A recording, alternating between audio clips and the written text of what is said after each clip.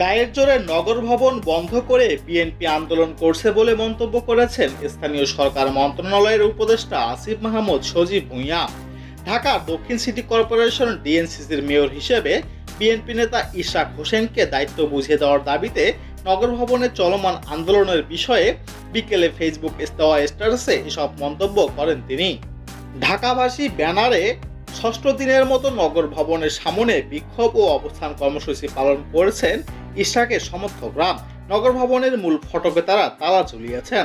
তাদের দাবি, উপদেষ্টা আসিফ মাহমুদের কারণে আদালতের রায় ও নির্বাচন কমিশনারের গেজেট প্রকাশের পরও ইশরাক শপথ নিতে পারছেন না।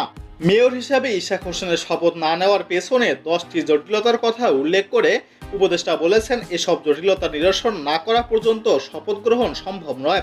যথাযথ প্রক্রিয়া অনুসরণ না করে বরং গায়ের জোরে আদায় করার উদ্দেশ্যেই নগর ভবন বন্ধ করে মহানগর বিএনপির এই আন্দোলন।